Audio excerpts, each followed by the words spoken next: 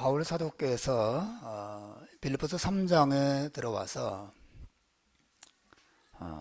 빌립보 교회 성도들에게 주 안에서 기뻐하라는 명령을 주고 있죠. 주 안에서 기뻐하라는 이 명령은 신자들이 언제나 예수 그리스도를 믿고 예수 그리스도를 생각하고 또 그분을 바라보면서 기뻐하라, 또 기쁨을 누려야 된다라고 하는 뜻입니다. 돌려 말하면 바울의 가르침은 신자는 예수 그리스도를 떠나서는 절대로 제대로 된 기쁨을 누릴 수 없는 자들이라고 이야기하고 있는 것과 같은 것이죠. 사탄이 이 빌립보 교회 안에 유대교주의자들을 보냈어요. 그리고 그 교회 안에 있는 주 안에서 누리는 기쁨을 빼앗고자 했습니다. 사탄의 그런 전략, 교회 안에 또 신자들 안에 있는 기쁨을 메마르게 하고자 하는 이 전략은 예나 지금이나 동일한 것입니다. 기쁨은 신자의 힘이에요. 언제가 말했지만 기쁨에 메마르면 주저앉습니다. 그렇죠. 살아도 사는 게 아니죠. 기뻐야 힘이 나는 것입니다. 기쁨이 힘이에요. 기쁨에 메마르면 삶도 메말리게 되죠. 사단이 교회에서 또 신자들의 마음속에서, 신자의 가정 속에서 이 기쁨을 어찌하든지 빼앗고자 하는 것입니다. 여러분, 사탄이 어떤 식으로 그런 일을 합니까? 우리의 눈을 예수 그리스도가 아닌 다른 것으로 돌리게 함으로써 기쁨을 빼앗는 것이에요. 아주 간단합니다. 여러분의 눈을 혼란스럽게 해서 예수 그리스도를 바라보지 못하도록 만든다면, 여러분이 참 신자가 분명하다면 여러분의 기쁨은 즉시 메마를 것입니다. 정말 그렇습니다. 만약 여러분이 신자가 아니라면 여러분이 예수 그리스도 바라보지 않아도 기쁜 일이 많아요. 기쁠 수 있습니다. 하지만 여러분이 참 신자라면, 여러분이 예수 그리스도를 잃어버리는 순간, 그분을 바라보지 않는 순간 돈을 아무리 벌어도 기쁘지 않고 성공해도 기쁘지 않고 정말 기쁨을 어디에서 누릴 수가 없습니다. 그 신자예요.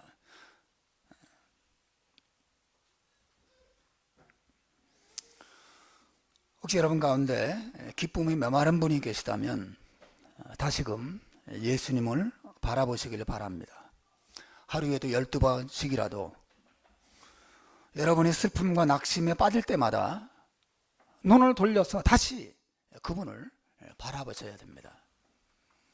다른 길이 없습니다. 정말 다른 길이 없습니다. 다시 그분을 바라보고 그분을 생각하고 그분을 의지할 때 놀랍게도, 정말 놀랍죠? 놀랍게도 순식간에 기쁨이 차올라오는 것을 경험하게 되는 것입니다. 히브리서 3장 1절에 보면 히브리서 저자가 말합니다. 그러므로 함께 하늘의 부르심을 입은 거룩한 형제들아, 우리 믿는 도리어 사도시며 대제사장이신 예수를 깊이 생각하라. 이것이 신앙생활의 비결이에요. 예수를 바라보고 예수를 깊이 생각하라. 여러분 안에 정말 이런 기쁨이, 우리 교회와 여러분의 가정 안에 이 기쁨이 더 충만하게 되기를 주님의 이름으로 축원합니다. 사도 바울이 빌립보 교회 성도들이 다시금 주 안에 기뻐할 수 있도록 도와주었죠. 어떻게 했었죠? 우리가 몇 주 동안 봤죠. 바울은 자신을 예로 들어서 구원이 유대교주의자들이 말하는 대로 할례를 받거나 율법을 지킴으로써 얻는 것이 아니라 오직 예수 그리스도를 믿음으로 얻는다는 사실을 밝히 보여줬어요. 다시금 확인시켜줬습니다. 아, 우리가 참 할례파 맞구나. 하나님의 성령으로 봉사하고 그리스도 예수로 자랑하고 육체를 신뢰하지 않는 우리가, 예수 믿는 우리가,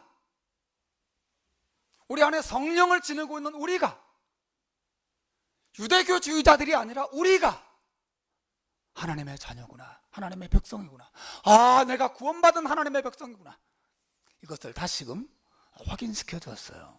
그럼으로써 신자들로 하여금 다시 주 안에서 기뻐하도록 만들어졌다고 하는 것이죠. 이것이 3장 1절부터 9절까지의 전체적인 내용이었어요. 그러면 여러분, 제가 오늘 설교를 이제 시작을 하는데 질문을 던지면서 시작을 하려고 합니다. 여러분, 신자의 삶이라고 하는 것은 예수님 때문에 구원받았다는 사실만 기뻐하며 사는 것입니까? 물론 그것도 기쁨이에요. 예수님이 자기의 보혈로 나의 죄를 용서하고 나를 구원했다는 사실을 바라보고 기뻐하는 것, 그 신자의 삶의 생명과 같은 부분이죠. 그러면 신자의 삶이라고 하는 것은 매일 예수님만 바라보면서 기뻐하고 즐거워하는 것이 전부입니까? 그 이상은 없는 것인가요?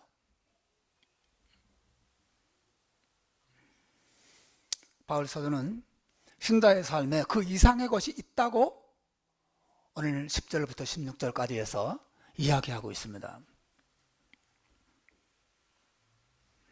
그게 뭡니까? 예수님의 보혈로 용서받고 구원받고 그들 기뻐하고 즐거워하고 하늘의 소망 가운데 살아가는 것, 놀라운 일이죠. 큰 축복이죠. 그러나 그것이 전부가 아닙니다. 그 이상의 것이 신자의 삶에 있고 또 있어야 한다고 하는 것이에요. 그게 뭡니까? 사도는 10절과 11절에서 확실히 밝히고 있어요. 여러분, 10절과 11절을 한번 읽어봅시다. 같이 읽읍시다. 시작. 내가 그리스도와 그 부활의 권능과 그 고난의 참여함을 알고자 하여 그의 죽으심을 본받아 어떻게 해서든지 죽은 자 가운데서 부활에 이르려 하노니. 좀 복잡하게 되어 있지만 아주 단순한 이 말은 한마디로 말하면 나는 예수 그리스도를 알기 원합니다, 그렇게 말하는 것입니다. 내가 그리스도와 그 부활의 권능과 그 고난의 참여함을 어떻게 하고자 한다고요? 알고자 한다. I desire to know him. 나는 그분을 알기를 원한다고 말합니다. 그래서 그의 고난과 그의 부활의 권능까지 내가 알기 원해서 그의 죽으심을 본받아서 어떻게 해서든지 죽은 자 가운데서 부활에 이르기를 원한다고 말하고 있어요.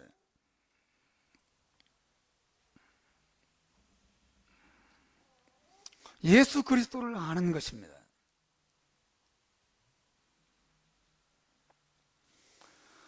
(12절에) 보시면 사도는 그것을 자신이 그리스도 예수께 잡힌바된 그것이라고 표현하고 있어요. 여러분, 12절을 읽어보십시오. 시작. 내가 이미 얻었다 함도 아니요 온전히 이루었다 함도 아니라 오직 내가 그리스도 예수께 잡힌바된 그것을 잡으려고 달려가노라. 바울은 난 구원받고 기쁘다. 나 이제 끝났다. 나는 이제 모든 것이 완성되었어. 그렇게 말하지 않습니다. 나는 이미 얻었다 함도 아니고 온전히 이루었다 함도 아니라 나는 아직 뭔가 하고 있는 일이 있다는 거죠. 나는 지금 달려가고 있다는 것입니다. 무엇을 잡으려고 달려가요? 내가 그리스도 예수께 잡힌 바 된 그것을 잡으려고 구원받고 기쁘지만 여전히 나는 뭔가를 하기 위해서, 잡기 위해서 달려간다고 말하고 있습니다. 여러분, 구원받았어요. 기뻐요. 끝이에요? 아니에요. 바울은 여전히 달려가고 있어요. 목표를 향해 달려가고 있습니다. 무엇을 잡고자 하고 있습니다. 그리스도 예수께 잡힌 바 된 그것을 잡고자 한다 그랬어요. 여러분, 이 말이 무슨 말입니까? 사도 바울이 언제 예수 그리스도께 잡혔나요? 이 중요한 표현입니다. 바울은 자기가 그리스도 예수께 잡힌 바 되었다고 말하고 있어요. 여러분, 언제 사도 바울이 예수 그리스도에 의해서 차로 잡혔나요? 바로 다메섹으로 가는 길 위에서 차로 잡혔죠. 바울은 예수 믿는 사람들을 잡아 죽이려고 다메섹으로 가고 있었습니다. 그런데 그 길 위에서 부활하신 예수 그리스도를 만났어요. 그리고 십자가에서 죽으신 그 예수가 죽음으로 끝난 것이 아니라 부활했다는 사실을 알게 되었습니다. 더군다나 그분이 바로 바울을 사랑해서 바울을 위해서 자기 몸을 내어주신 하나님의 아들, 자신의 구원자라는 사실도 알게 되었어요. 그날 이후로 사도 바울은 예수님의 고난과 부활의 은혜와 사랑에 사로잡혀서 살게 됩니다. 사실은 바울이 예수님을 붙잡은 것이 아니라 예수님의 은혜와 사랑이 사도 바울을 사로잡았죠. 바울은 지금 그 경험을 이야기하고 있습니다. 내가 그리스도 예수께 잡힌 바 되었다고 말합니다. 그리고 나는 그리스도 예수께서 나를 사로잡은 그것을 나도 잡으려고 달려간다고 말하고 있는 거예요. 말하자면 여러분, 사도 바울은 잡힌 바 된 그것을 잡으려고 한다 그랬어요. 이거 워드 플레이거든요. 단어 가지고 돌려 말하면서 자기의 의사를 아주 재미있게 표현하는 것입니다. 그리스도 예수께 잡힌 바 된 그것을 잡으려고 한다. 여러분, 사도 바울이 잡힌 바 된 그것은 뭐냐면 다름이 아니라 예수님의 은혜와 사랑이에요. 자기를 구원하신, 자기를 위하여 고난당하시고 자기를 위하여 부활하시고 자기를 구원해 주신 그 예수님의 은혜와 사랑을 나도 잡고자 한다는 것입니다.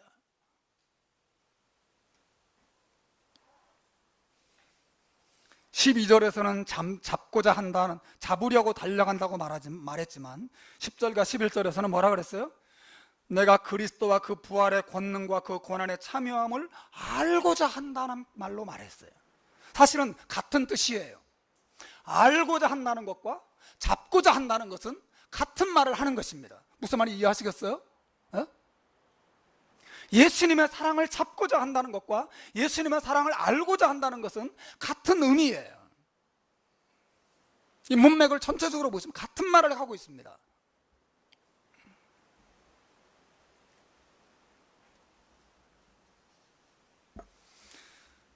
여러분, 예수님의 은혜와 사랑에 사로잡히는 이 경험은 사도 바울에게만 해당되는 게 아니죠. 모든 신자들에게 해당되는 것이에요. 여러분이 만일 예수님의 은혜와 사랑에 사로잡힌 적이 없었다면 여러분이 신자가 아닙니다. 모든 신자는 예수님의 사랑에 감동된 사람들이죠. 내가 예수님을 붙잡는 게 아니라 예수님의 사랑이 나를 붙잡는 줄로 여러분 믿으시길 바랍니다. 이게 신자죠. 신자의 비밀이에요. 하나님의 은혜가 내 마음을 감동합니다. 그분을 의지하지 않으면 안 될 만큼, 그분을 사랑하지 않으면 안 될 만큼 내 가슴을 뜨겁게 해서 예수님을 의지하게 만드는 것입니다.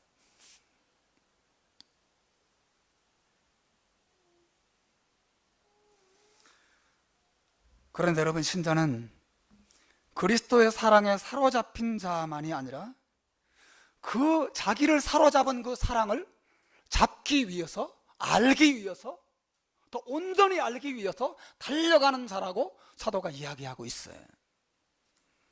이게 신자가 예수 믿고 기뻐하고만 있으면 안 되고 더 해야 될 중요한 사명이라고 하는 것입니다. 아, 예수 믿고 나 용서받았어, 난 기뻐, 난 천국 갈 거야, 끝.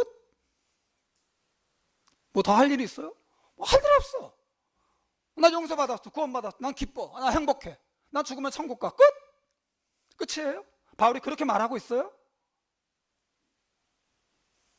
나를 사로잡은 그 그리스도의 사랑을 나도 잡기 위해서 달려간다고 말하고 있습니다. 그 사랑을 알기 위해서. 더 알기 위해서. 신자의 사명은, 신자가 가지고 있는 가장 큰 사명은 예수 그리스도를 아는 것입니다.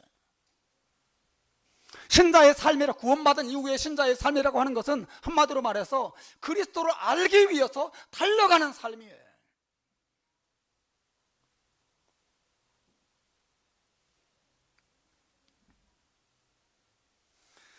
여러분, 사도가 지금 예수님을 안다는 것을 두 가지를 얘기하고 있습니다. 하나는 그의 고난을 안다는 것이고, 또 하나는 그의 부활의 능력을 아는 것이라 그랬어요. 내가 그리스도와 그 부활의 권능과 그 고난의 참여함을 알고자 하여 그의 죽으심을 본받아 어떻게 해서든지 죽은 자 가운데서 부활에 이르게 하노니. 고난과 부활을 반복해서 이야기하고 있습니다.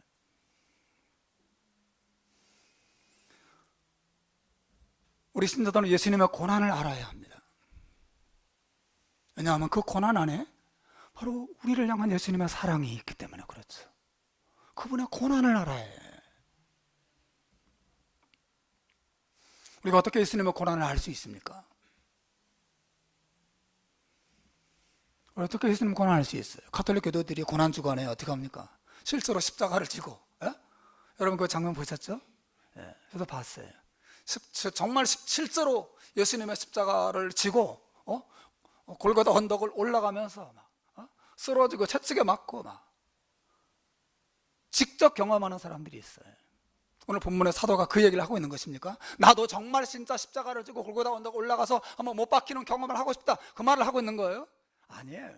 바울은 그렇게 죽지 않아 그냥 목베임을 당해 죽었습니다. 그 얘기를 하는 게 아닙니다. 예수님의 고난을 안다는 것은.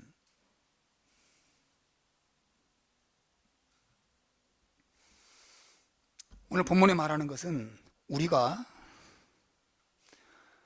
죄 때문에 혹은 죄인들을 위해서 당하는 고난 속에서 예수님의 고난을 체험적으로 이해하게 되는 것을 말하는 것이에요.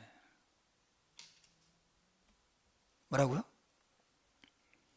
내가 죄 때문에 고난당할 때 혹은 어떤 사람을, 죄인을 위해서 내가 고난당할 때 그 고난 속에서 예수님의 고난을 어렴풋하지만 체험적으로 이해하게 되는 것을 말하는 것이에요.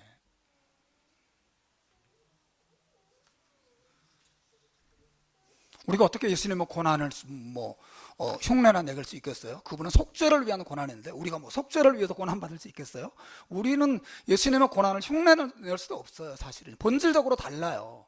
하지만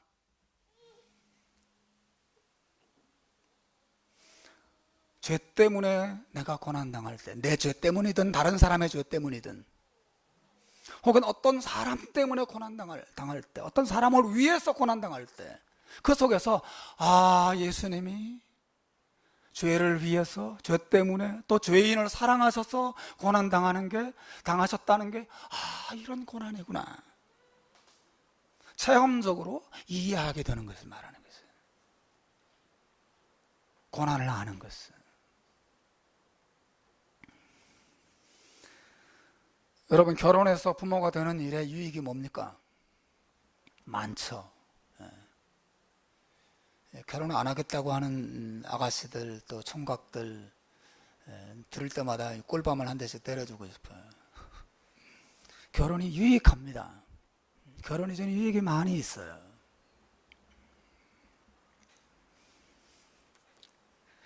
그것은 결혼 안에서 얻는 이익은 다른 사람의 죄와 불순종 때문에 고난당하는 것이 무엇인지 배울 수 있는 기회를 얻기 때문에 그렇습니다.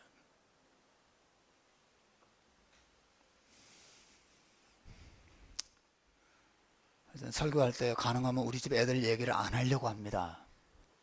목사 집 애들이 목사 설교에 자주 등장하기 때문에 고난당하거든요. 가능하면 제가 안 하려고 합니다. 근데 보니까 우리 집 애들만의 이야기가 아닌 게 확실하기 때문에 지금은 잠깐 하려고 합니다. 모든 집 애들의 공통적인 이야기니까.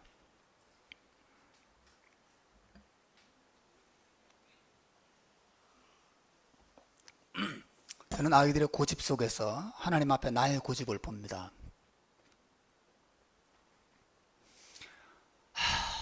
애들이 안 변해요. 아이들이 변하지 않는 모습 속에서 하나님 앞에 변하지 않는 내 모습을 발견합니다. 아, 이게 나구나. 하나님 나를 볼 때 얼마나 기가 막힐까, 그런 생각을 합니다. 아이들의 불순종 속에, 아이들의 거짓 속에 나의 완고함과 나 하나님 앞에 나의 불순종을 또 발견합니다. 아, 내 모습이구나.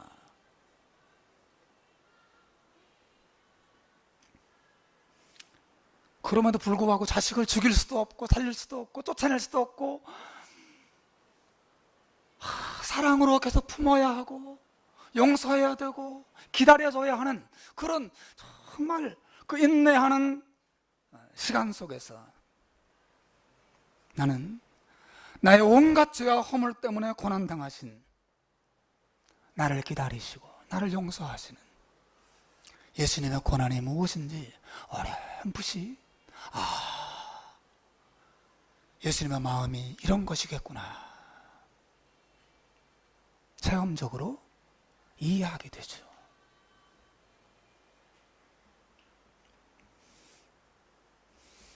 여러분, 교회 생활의 유익이 무엇입니까? 여러분, 교회를 통해서 여러분 어떤 유익을 얻으십니까? 예배를 통해서 유익을 얻습니까? 봉사를 통해 유익을 얻습니까? 말씀 안에서 은혜를 누리면서 유익을 얻으십니까? 맞습니다. 하지만 우리는 교회 생활 안에서 이 공동체 안에서 예수님의 십자가 고난을 배울 수 있는 기회를 얻는다는 것이 또 교회 생활에 주는 큰 유익이에요.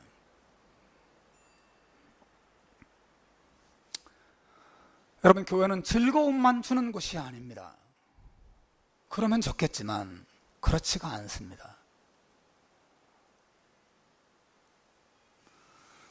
만일 여러분이 교회 안에서 즐거움만 추구한다면, 행복만 추구한다면, 그래서 다른 사람 때문에 아픔 겪는 것을 피하려 하기만 한다면 여러분은 바른 신앙생활을 하고 있는 것이 아닙니다.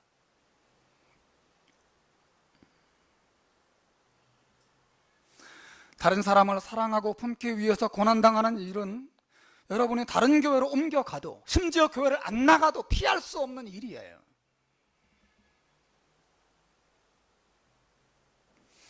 하나님께서 우리를 이 교회 공동체 안에 두신 이유는 우리 교회든 어느 교회든 간에 우리를 교회 공동체 안에 두신 이유는 그 속에서 다른 무엇보다도 예수 그리스도의 고난을 배우게 하시기 위함이라고 하는 것이에요.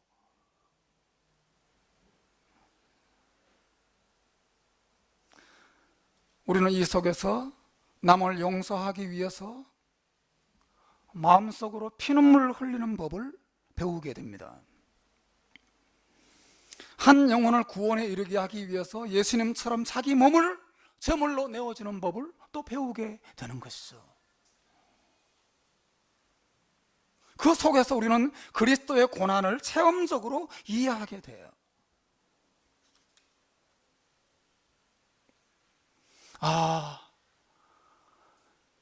예수님이 나를 용서하시려고 십자가에 그런 고난을 당하셨겠구나.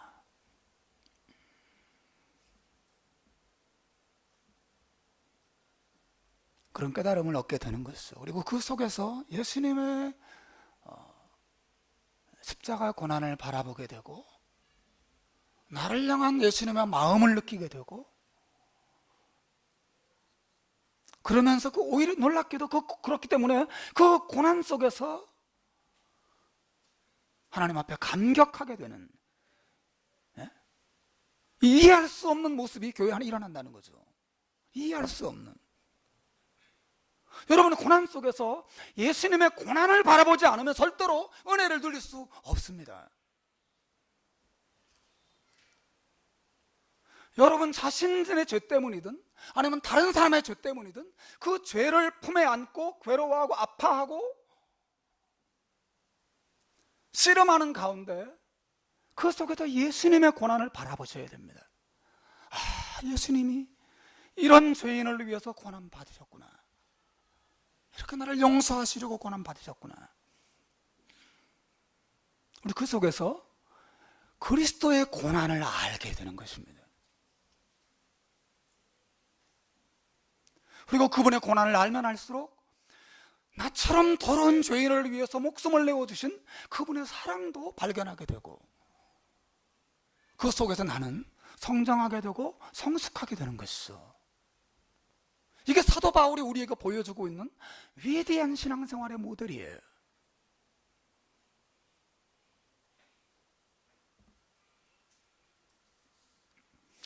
하지만 여러분, 그리스도를 안다고 하는 것은 그의 고난을 아는 것만 의미하지 않아요. 바울은 계속 말하기를 그의 부활의 권능도 알기 원한다라고 말하고 있어요. 예수님의 부활의 권능을 안다는 것은 무엇입니까? 예수님의 재림하실 때 우리 몸이 무덤에서 일어나는 부활을 경험하는 것을 의미하나요? 맞습니다. 그것도 맞아요. 우리는 죽으면 예수님의 재림할 때 부활하게 될 것입니다. 그 부활의 권능을 그때 경험하게 될 것입니다. 하지만 그것만이 아니에요. 예수님의 재림 때만이 아니라 매일매일 우리를 살리시고 우리를 회복시키시는, 우리를 새롭게 하시는 하나님의 능력을 경험하며 사는 것을 의미합니다. 우리는 우리의 죄 때문에 혹은 다른 사람의 죄 때문에 죽음과 같은 슬픔에 떨어질 때가 있어요. 죽은 것 같아요. 하지만 예수님의 사랑으로 용서하고 어떤 사람을 위해서 기도하는 가운데 우리를 죽음 같은 슬픔에서 일으키시는 하나님의 능력을 경험하게 되죠.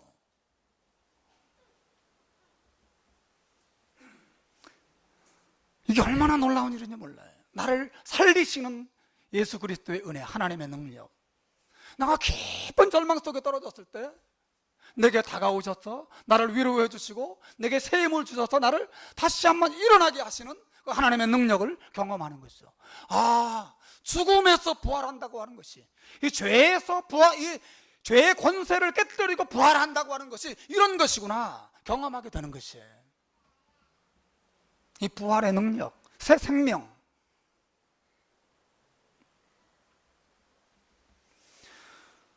바울 사도가 고린도전서 15장 31절에서 말합니다. 읽어봅시다. 시작. 형제들아, 내가 그리스도 예수 우리 주 안에서 가진 바 너희에게 대한 나의 사랑을 두고 단언하노니 나는 날마다 죽노라. 여러분, 바울이 나는 날마다 죽습니다. 이거 물리적인 표현이 아니죠. 바울이 어떻게 날마다 죽을 수 있겠어요? 이것도 말하는 건 몸이 맨날 죽는 거 한 번이지 뭐 날마다 죽어. 여기서 말하는 건 그 몸의 죽음을 말하는 게 아니죠. 이 말은 여러분, 나는 날마다 수많은 환난과 시련과 핍박과 고난 속에서 살아가고 있습니다 라고 하는 말이에요. 내 삶은 항상 죽음의 그림자가 드리워져 있습니다. 나는 그 속에서, 수많은 핍박 속에서 나를 거꾸로 때리고 나를 절망시키는 환경 속에서 살아가고 있습니다. 나는 날마다 죽음을 경험합니다. 하지만 여러분, 이 말은 동시에 나는 그 속에서 날마다 부활의 능력을 경험하며 삽니다 라고 하는 고백과 같다는 것을 여러분 믿으시길 바랍니다. 나는 날마다 살아납니다. 나는 절망 속에 떨어지지만 나를 살리시는, 내게 용기를 주시는, 나를 회복시키시는 하나님의 능력을 나는 날마다 경험하며 살고 있습니다. 하나님의 부활의 능력, 자기 아들을 죽음에서 죄와 사망 권세를 깨뜨리고 사단의 권세를 깨뜨리고 나를 살려주시는 그리스도의 부활의 능력을 나는 날마다 맛보며 살고 있습니다.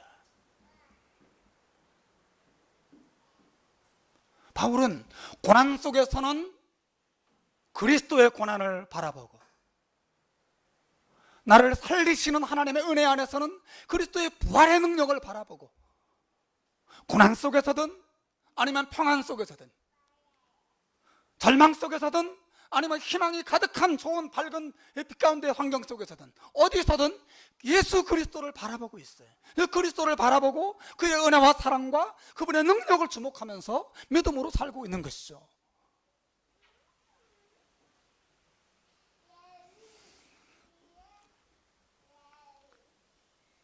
시편 37편 24절에서 시편 기자가 말합니다. 그는 넘어지나 아주 엎드러지지 아니함은 여호와께서 그의 손으로 붙드심이로다. 여러분, 얼마나 위대한 신앙 고백인지 몰라요. 저는 이미 구약시대의 이 하나님의 백성들이 이 부활의 능력을 삶 속에서 체험하며 살았다고 믿습니다. 그들도 자주 넘어졌어요.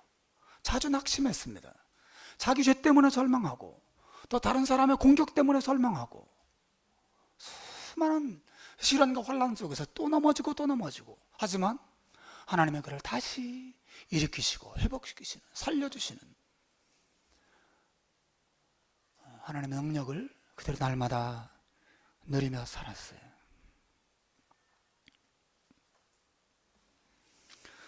여러분, 바울 사도가 그리스도를 위해서 고난만 당하면서 침울함 속에서 살았다고 생각하면 곤란합니다. 그는 날마다 매 순간 자신의 마음과 영혼을 새롭게 살리시는 하나님의 능력을 경험하며 살았고, 그럴수록 그는 점점 더 죄로부터 벗어나고 자기의 완고함과 그 교만함으로부터 벗어나고 날마다 새롭게 변화되는 성숙한 신자로 성장하게 되었다고 하는 것이죠. 성화는 저절로 되는 게 아닙니다. 성화는 고난 속에서 그리스도를 바라보고, 절망 속에서 그리스도를 바라보고, 그 속에서 나를 다시 한번 일으키시는 하나님의 그 새롭게 하시는 은혜를 체험하면서 새로운 사람으로 성장하게 되는 것이죠.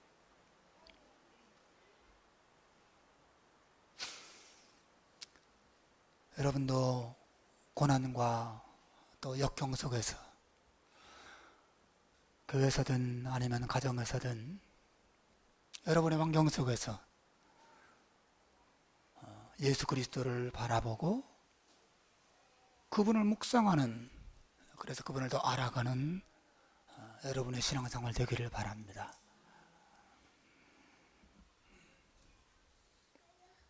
근데 더 중요한 점은 이렇게 그리스도의 고난과 그 부활의 능력을 알아가는 것을 사도 바울이 자기 인생의 목표로 삼았다고 하는 것이에요. 그게 그냥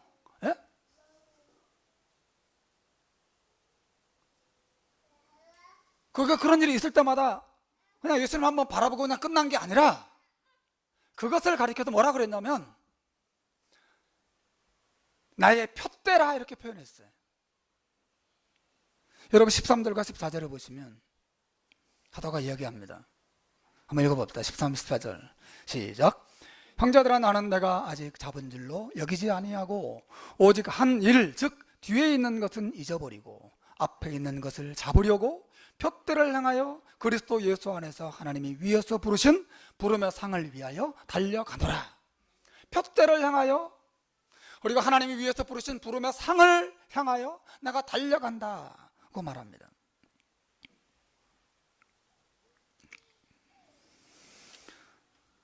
여러분, 사도가 14절에서 그렇게 예수 그리스도를 잡으려고, 그분을 알고자 하는 그것을 자신의 표대, 그것을 바라보고 달려가는 인생의 목표로 삼았다고 하는 것이고, 또 그 목표를 가리켜서 하나님이 위에서 부르신 부름의 상이라고 표현했다는 것에 여러분 주목하셔야 됩니다.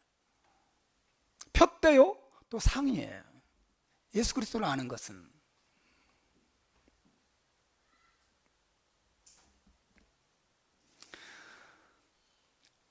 여러분, 다시 말해서 하나님께서 구원 얻은 백성들에게 주고자 하시는 최고의 선물, 최고의 상급, 최고의 축복은 예수 그리스도 그분 자신이라는 뜻이에요. 상급이에요. 하나님이 여러분을 위해서 부르셔서 무엇을 주고자 하시는지 아세요? 천국이요? 건강이요? 세상 명예요? 하나님 여러분을 위해서 부르셔서 무슨 상을 주고자 하시는 거예요? 하나님이 여러분에게 줄 수 있는 최고의 상급은 하나님 자신이에요. 여러분 구약 성경 읽어보시면 보면 알 것입니다. 하나님이 레위인들에게 어떤 기업도 주지 않고 내가 너희들의 기업이라 말했어요. 아브라함에게도 같은 말을 하십니다. 아브라함아, 나는 너의 지극히 큰 상급이요 너희의 기업이라 말했어요. 하나님 자신이, 하나님이 줄 수 있는 최고의 선물은 하나님 자신인 줄로 여러분 믿으시길 바랍니다. 하나님 자신이, 하나님이 자기를 주세요. 왜냐하면 하나님보다 더 아름다운 분이 없고, 하나님보다 더 위대한 분이 없고, 하나님보다 더 우리에게 행복을 주는 분이 없기 때문에 하나님 우리에게 자신을 주고자 하세요. 자신을. 여러분 결혼한 부부가 서로가 서로에게 최고의 선물은 뭐예요? 자기 자신을 주는 거죠. 아내는 남편에게 자기 인생을 바치고, 남편은 또 아내를 위해서 자신의 인생을 바치는 거죠. 자기의 전인격을 바치는 거예요. 그거는 안 주고 남편은 그냥 밖에서 돈만 벌어와서 돈 봉투만 던져준다면 아내가 행복하겠어요? 자기를 안 줘요. 돈만 줘요. 부인이 맨날 청소하고 뭐 빨래하고 뭐 식탁 사려주지만 자기를 주지 않아요. 그럼 뭐 그 행복한 부부가 되겠어요? 말이 안 되는 거죠. 여러분 하나님 우리에게 줄 수 있는 최고의 것은 하나님 자신이에요. 특히 사람이 되신 하나님 예수 그리스도를 우리에게 상급으로 주시는 것입니다. 우리가 그분을 만나고 그분과 사랑을 나누고 그분을 경험하고 그분과 함께 살아가는 삶, 여러분 그 안에 진정한 행복이 있는 줄로 믿으시길 바랍니다. 하나님이 예수 그리스도를 주시는 거예요. 그래서 고린도전서 1장 9절 말씀에 보면 사도 바울이 이렇게 말합니다. 같이 읽어봅시다. 1장 9절입니다. 시작. 너희를 불러 그의 아들 예수 그리스도 우리 주로 더불어 교제하게 하시는 하나님은 미쁘시도다. 하나님 우리를 부르셔서 뭘 하게 하시는지 아세요? 예수님과 교제하게 하시는 거예요. 예수님과.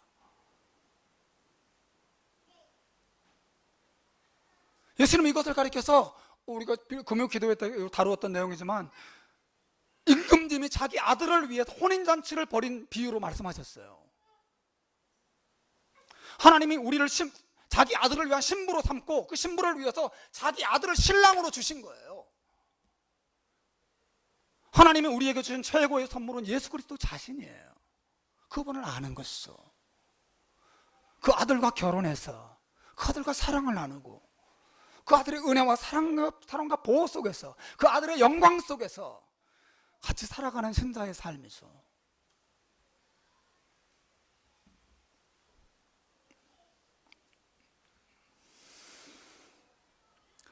혹시 여러분 가운데 사도 바울이 이런 가르침이 너무 비현실적이고 너무 공허하고 나랑 맞지 않는 것 같고 너무 고상하고 너무 고리타분한 것이다 라고 생각하는 분이 계실지 모르겠어요.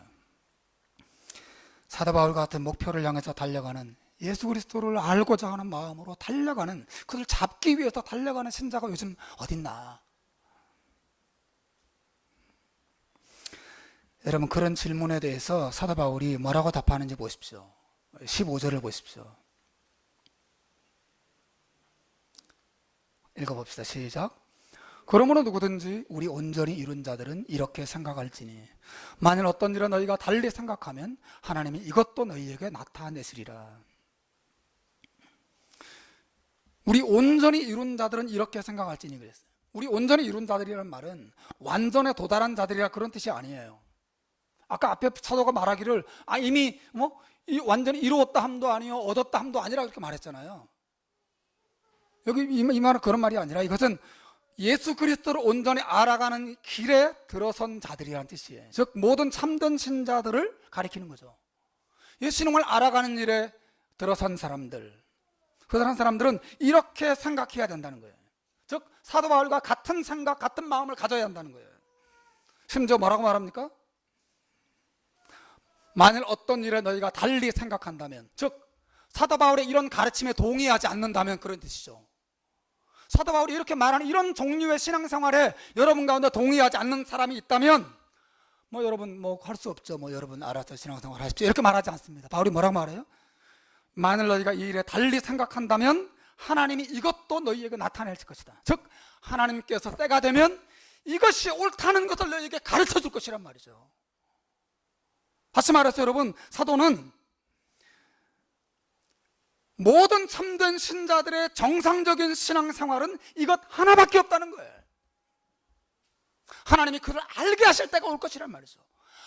이것이 옳았구나, 이것이야말로 참되고 유일한 신앙생활의 모습이구나, 알게 할 때가 올 거예요. 알게 할 때가.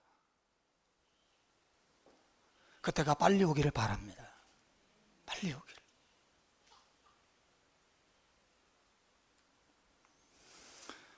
예수 그리스도의 고난과 부활의 권능을 알아가는 일을 위해서 뒤를 돌아보지 않고 달려가는 것, 그 안에 최고의 기쁨과 최고의 행복이 있다고 하는 것을 알고 그 일을 위해서 힘을 다하여 살아가는 신자의 삶, 이것 외에는 신자의 다른 길이 없다고 하는 것이죠.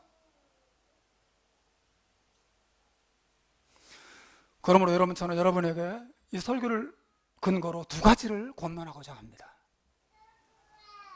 여러분 삶에서 실천하기를 바라요. 첫째는 여러분 예수님과 교제하는 일을 위해서 시간을 내십시오.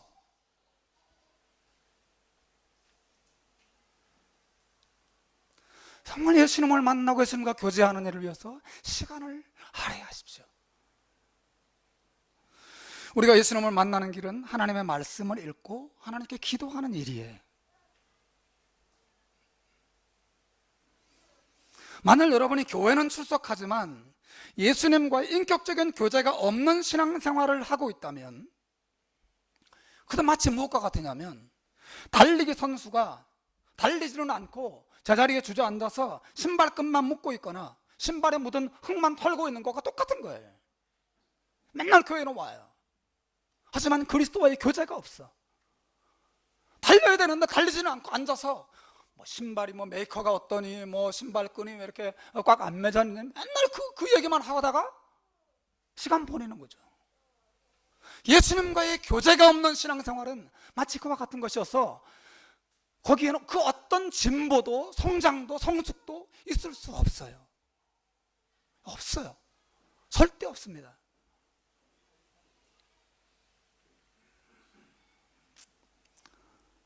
바울이 말합니다.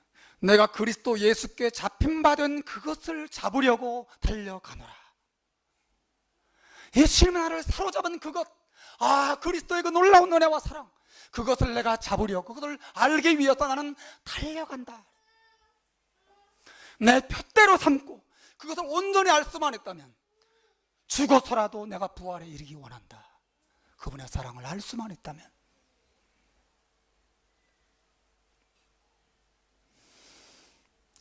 사랑하는 여러분, 제자리에서 신발끈만 만지작거리고 있으면 안 됩니다. 여러분 달리십시오. 수고하십시오. 땀을 흘리십시오. 잠을 줄이고 게임을 줄이고 TV를 줄이고 친구 만나는 시간을 줄이고 예수님과의 교제 위에서 시간을 할애하십시오. 그러셔야 됩니다. 찬송가 가사 가운데 Take time to be holy라고 하는 이 제목이 있어요. 영어 찬송가 제목이 Take time to be holy. 거룩하기 위해서 시간을 내라는 것이죠. 다른 길이 없어요. 시간을 내지 않으면, 여러분이 말씀을 위해서 기도하는 일을 위해서 시간을 할애하지 않으면 예수님과 교제할 수가 없습니다. 그분을 알 수가 없어요. 여러분은 성장하지 않습니다. 예수님 없이 어디에서도 기쁨을 얻을 수 없어요. 여러분의 기쁨은 고작 인터넷과 게임과 TV와 친구와 세상 사람들의 기쁨과 다르지 않습니다. 시간을 내십시오. 여러분 달리고 있습니까? 정말 예수님을 만나기 위해서, 교제하기 위해서, 그분을 알기 위해서 여러분 달리고 계세요? 달리세요. 달리다가 넘어질 수도 있죠. 달리다가 다리 아파 잠깐 쉴 수는 있어요. 하지만 한 번도 달릴 적이 없고 달릴 마음도 없고 그러면 안 됩니다.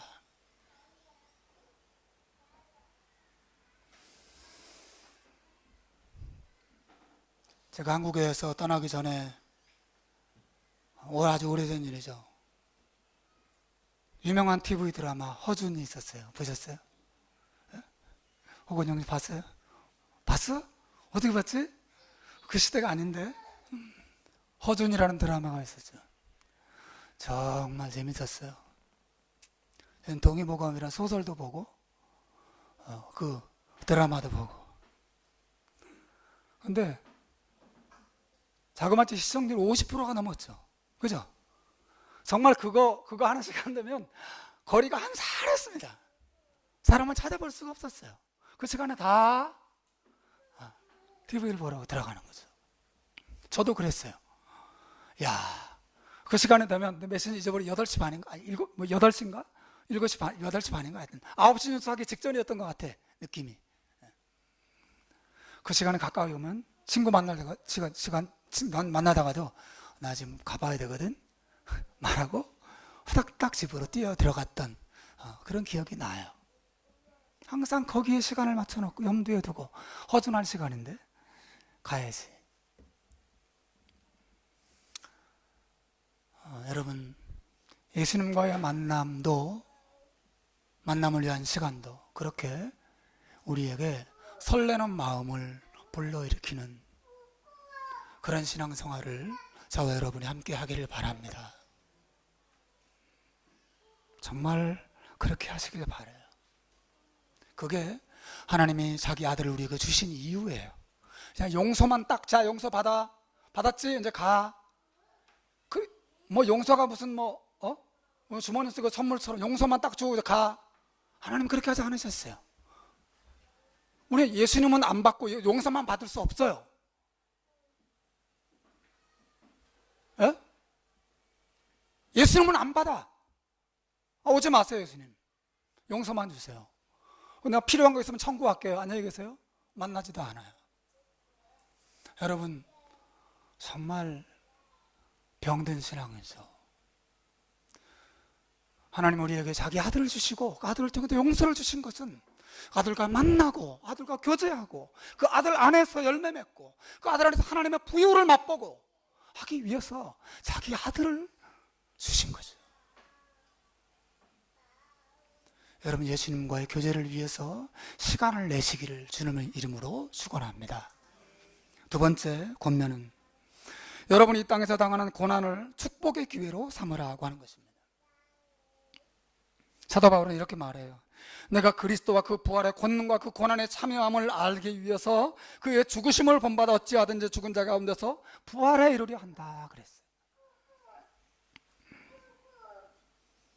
고난을 축복의 기회로 삼는 거죠. 바울에게도 고난은 아픔이었어요. 바울에게도 고난은 슬픔이었습니다. 고난이 좋은 사람 누가 있겠어요? 저도 우리 아이들이 고난 없는 삶에 살기를 바라요. 우리 교회가 고난이 없게 평안하기를 바랍니다. 여러분 모두의 가정이 다 그렇게 되길 바라요. 고난은 아픈 일이죠. 하지만 바울은 그 고난을 저주하지는 않았습니다. 도리어 그 고난을 축복의 기회로 삼았어요. 그 고난들을 예수님의 고난을 좀 더 배울 수 있는 기회로 삼았다고 하는 거죠. 더 나아가서 그 고난과 절망적인 상황을 거기로부터 자신을 다시 살리시는 하나님의 부활의 능력을 경험하는 기회로 삼았다고 하는 것이에요. 고난의 끝이 아니었어요. 고난 속에서 그리스도를 배웠습니다.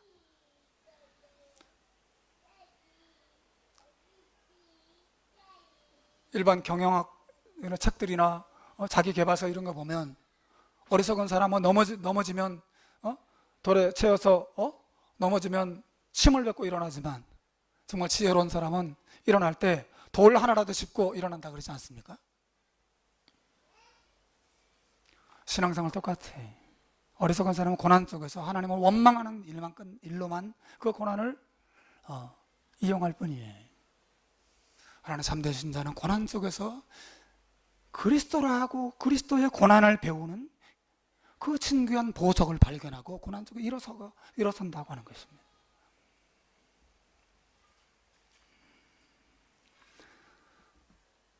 여러분, 고난은 축복입니다. 여러분 믿으시길 바랍니다. 고난은 축복입니다. 어떤 종류의 고난이든 여러분을 정말 힘들게 하는 그곳에서 그리스도를 배우는 기회로 삼으십시오. 그러면 복이 됩니다. 복이 됩니다.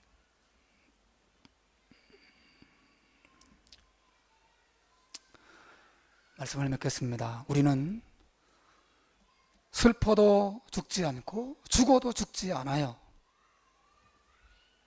왜냐하면 우리에게는 우리를 위해서 고난당하시고 부활하신 예수 그리스도의 은혜와 사랑이 있기 때문에 그렇습니다.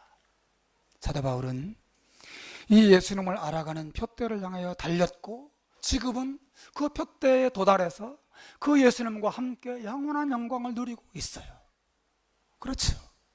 그 표대에 도달했어요. 그러나 저와 여러분은 아직도 가야 할 길이 남아있어요. 우리는 달려야 합니다. 예수님을 바라보고 그분을 알고 그분께 가까이 가고 그분과 동행하는 삶을 날마다 살다가 때가 되면 우리도 바울이 도달하던 그 표대에 하나님께서 이르게 하실 줄로 믿습니다. 한 주간 동안 예수님과 교제하고 예수님을 누리면서 살다가 또 큰 기쁨과 감사로 이 자리에서 하나님을 예배하게 되기를 주의 이름으로 축원합니다. 기도하겠습니다.